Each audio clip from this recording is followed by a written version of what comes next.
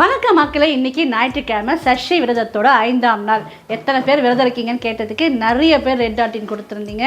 எல்லாரோட வேண்டுதலும் கண்டிப்பாக நிறைவேறும்.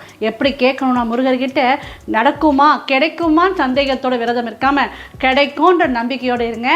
முருகன்கிட்ட அப்பா எனக்கு வேறு யாரும் இல்லை, நீ தான் எனக்கு கொடுத்தே தீரணும்னு அடமாக விரதம் இருங்க. கண்டிப்பாக முருகர் கொடுப்பாரு. மறக்காமல் அடுத்த வருஷம் நன்றி சொல்லி நீங்கள் எல்லாமே சஷ்டி விரதம் இருக்கணும். சரிங்களா? இன்றைக்கி என்ன சமைச்சிருக்கேன்னு பார்க்கலாமா? வாங்க. நான் 3 நாளாக வீட்டில் இல்லைங்க.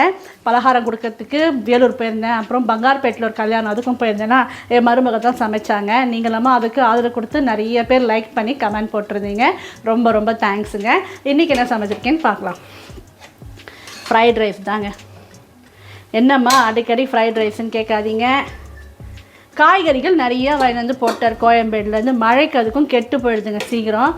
நிறைய வெஜிடபிள்ஸ் குருமா பண்ணோம்னா செலவாகாது. நிறைய சஷ்டி விரதத்துக்கு நைட்டுக்கு சாப்பிட மாட்டேங்கிறாங்க. நாட்டு காய்கறிகளாக இருந்தால் சாம்பார் சாதம் பண்ணிடலாம். எல்லாமே கேப்சிகம் கேபேஜ் தாங்க. அதனால் ஃப்ரைட் ரைஸ் பண்ணி ஓரளவு வைண்ட் அப் பண்ணிகிட்டே இருக்கேன். லைக் பண்ணுங்கள், ஷேர் பண்ணுங்கள், மறக்காமல் சப்ஸ்கிரைப் பண்ணி சப்போர்ட் பண்ணுங்கள். தேங்க்ஸ் ஃபார் வாட்சிங். பாய்.